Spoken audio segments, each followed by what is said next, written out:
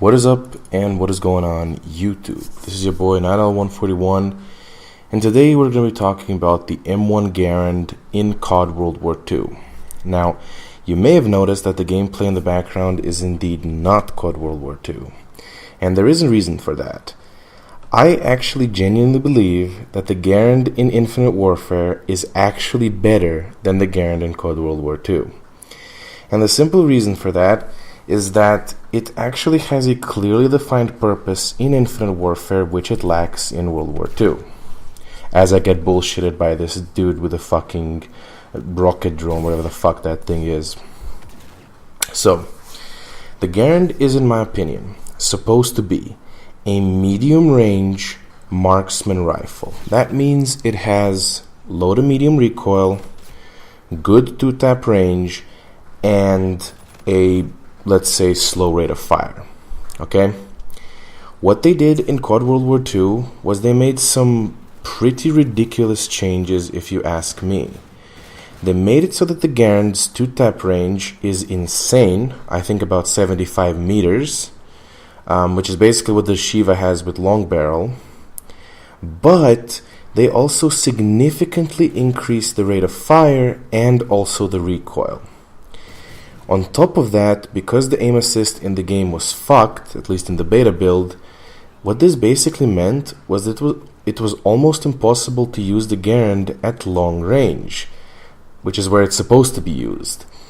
And for a long period of time, I just kind of thought to myself, this Garand is shit, why would I ever use this, you know? Right as I say that, I die and I'm thinking of switching classes. Anyway, what I tried doing, right, what I ended up doing, was I tried an unorthodox build with the Garand. And that was to use extended mags and rapid fire on it, right? And to try and use it in close quarters. And wouldn't you know it, it actually worked. Now, I had gameplay of this on the map Aachen, but unfortunately, as I was copying the files from my PlayStation to my PC, I fucked up. It's 100% my fault. And as a result, I lost the gameplay. Basically, you know, we don't have it anymore, unfortunately. And look at that right there. That was really sweet in my opinion. That quad feed with the grenade, beautiful. So yeah, that gameplay with extended mags and rapid fire on the Garand, I ended up going like, I don't know, something like 22-2. I was actually beating PPSHs and Type 100s in close range. And you have to understand just how absurd that is. A Type 100, which is a submachine gun, I'm beating it at close range, but not at medium range with an M1 Garand. Unfortunately, the problem here is not inherently with the gun's, let's say, stats. The problem is that it's just flawed by design. Sledgehammer Games simply didn't think it through. What were they what were they trying to do with this gun? It has insanely high rate of fire. It has recoil to the point where even at medium range it's unusable. And it has a really long two-tap range that you'll never get to see because it's impossible to hit targets at the ranges where you can two-tap them. So what I think they need to do is to completely go back to the drawing board with the Garand, and they need to change it. They need to make the Garand pretty much to be the same as it is in this game right here. You know, two-tap range, which is about 50 meters, you know, relatively low recoil, relatively low rate of fire, and basically rewarding the players that, you know, are slow and methodical. I want to go right here, before I continue with the commentary, this right here. So I don't know when this gameplay happened. It was pretty old. But yeah, the Apex is totally bugged here. So I won't actually be able to get a single kill with the machine guns, which I think is pretty hilarious, man. And yeah, that just kind of brings me to the next point where, you know, Infinite Warfare was really fucked in the beta. I thought that the Infinite Warfare beta was horrible and it gave a really bad image of the game. And then when the game released, I was like, wow, they actually fixed all of my issues that I had with Infinite Warfare's beta.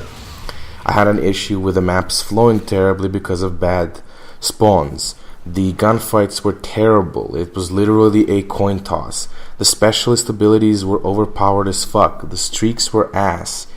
And well, when the game finally came out, I decided to buy the Legacy Edition that includes Modern Warfare Remastered, which was a mistake because Modern Warfare Remastered is the worst COD game of all time. But basically, I was pretty surprised to find out that Infinite Warfare had fixed every single one of the issues that I had with it.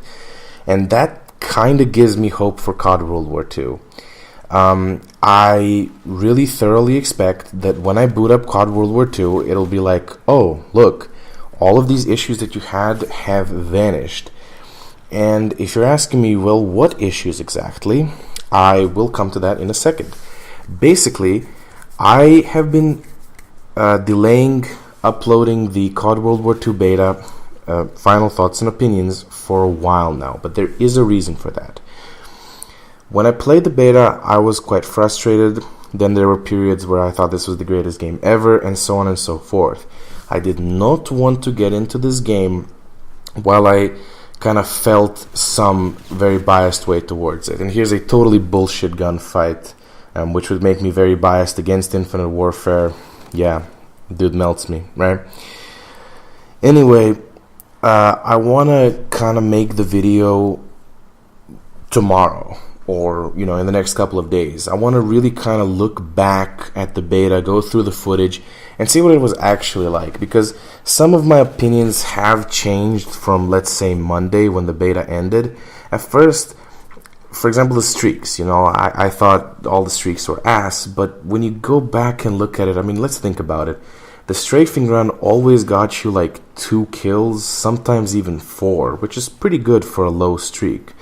We really haven't seen any high streaks in the game, so there's no way to say if the streaks are bad or not. I do have hopes for the COD World War II beta, but this gun right here, the Garand, it's one of those things that they need to fix if they want the game to be good. And yeah, that's pretty much all I have to say. If you guys have used the Garand in COD World War II, how did you like it? Did you think it was bad? Have you managed to have some success with it? Why don't you write down in the comments below. Also, if you're new to the channel, make sure you drop a like and subscribe. That's it from me, boys. I'll catch you later.